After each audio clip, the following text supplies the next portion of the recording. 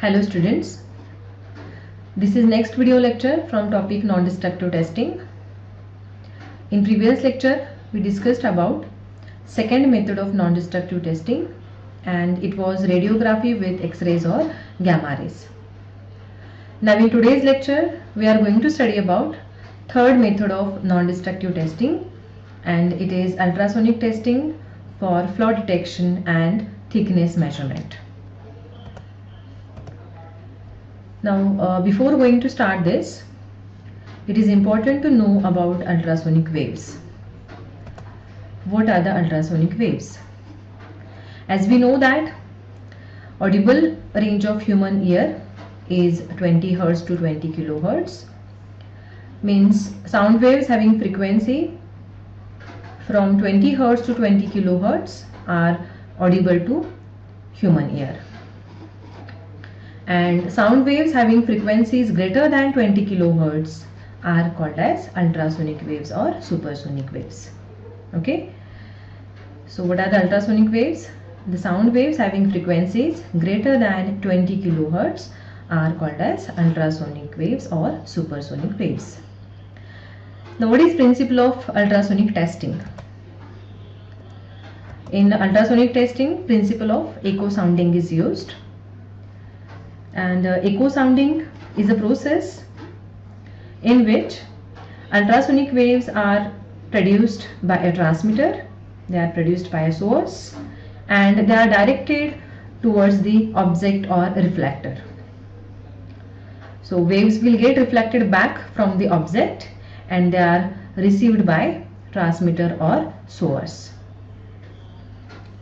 So by knowing the time required by ultrasonic waves to cover distance between object and transmitter, and by knowing velocity of ultrasonic waves, we can determine distance of the object from the transmitter.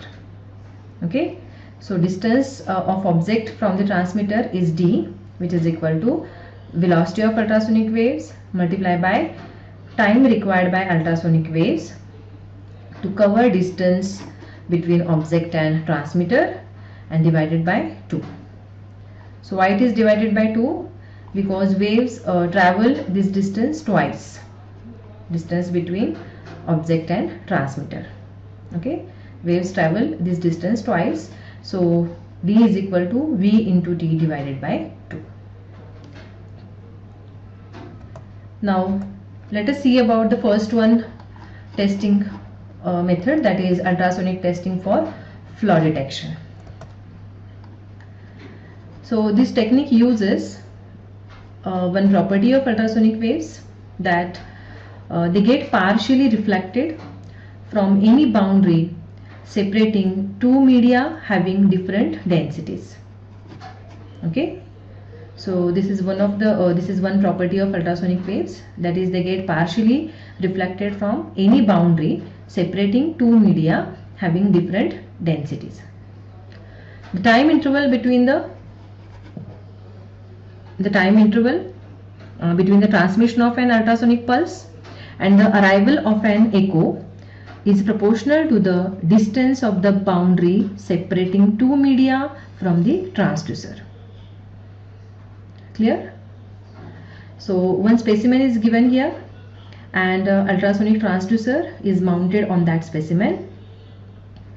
So an ultrasonic pulse is produced by this ultrasonic transducer, and it is transmitted into the specimen from one end.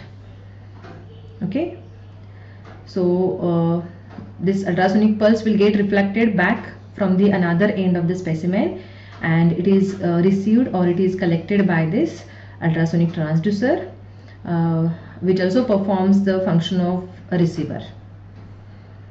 Clear? Now in absence of any flaw in the specimen, we can see here two pulses on the screen of CRO. One pulse is for transmitted signal and other pulse is for reflected signal. Okay, so in the absence of any flaw in the specimen, you can see here two pulses on the screen of CRO. Clear? Now the distance between the two pulses on the CRO screen can be calibrated in terms of the distance traveled by the ultrasonic waves in the specimen. Clear? Now,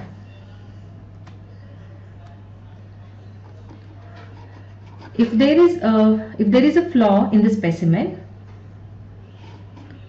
an additional peak will be seen between the transmitted pulse and the reflected pulse. Getting? So if there is flaw in the specimen, then we can see here one more pulse between transmitted pulse and reflected pulse, and this pulse is for reflection of ultrasonic waves from flaw. Clear? So from the distance between transmitted pulse and the pulse corresponding to the flaw on the CRO screen, the distance of the flaw from surface through which ultrasonic waves are transmitted can be obtained. Clear? So by knowing, or from the distance between transmitted pulse and the pulse corresponding to flaw on the CRO screen, the distance of the flaw from the surface of specimen can be obtained. Clear? So this is first one testing, that is ultrasonic testing for flaw detection. Now the second is ultrasonic testing for thickness measurement. Okay. Now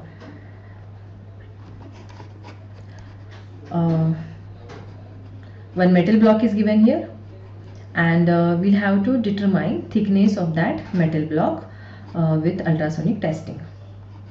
So one transducer, ultrasonic transducer, is mounted on that metal block. Okay, and ultrasonic waves which are produced by transducer, they travel some distance through the metal block, and they will get reflected back from the another end or from the bottom of the metal block. So reflected ultrasonic waves are received by this transducer. Clear? So time required, we can calculate here time required by ultrasonic waves for reflection, and by knowing this time interval and velocity of ultrasonic waves, we can determine distance traveled by ultrasonic waves in the metal block. Okay, so thickness of the object or thickness of metal block is d, which is equal to velocity of ultrasonic waves into time required by ultrasonic waves for reflection, and divided by 2, because ultrasonic waves travel this distance twice. Clear? So by knowing this time interval between transmitted signal and reflected signal, and by knowing velocity of ultrasonic waves, we can determine distance traveled by ultrasonic waves in the specimen, or we can determine thickness of that specimen. D is equal to V into T divided by 2. Okay, so this is second method, ultrasonic testing for thickness measurement. Now what are the applications of ultrasonic testing? This method is used to evaluate the properties of a material without causing damage to the material. Means material under investigation or material under test, it remains undamaged. Second one, flaw detector detects the flaws like holes, cracks, tiny cavities in the metal. And third one is this method is used for determination of thickness or gauge of the metal block or sheet. Clear? This method is used for determination of thickness or gauge of the metal block or sheet. So these are the applications of ultrasonic testing. Now this is whole about this ultrasonic testing method, non-destructive testing method. Okay. So you should know principle of ultrasonic testing, then ultrasonic testing method for flaw detection, and then ultrasonic testing method for thickness measurement. Thank you.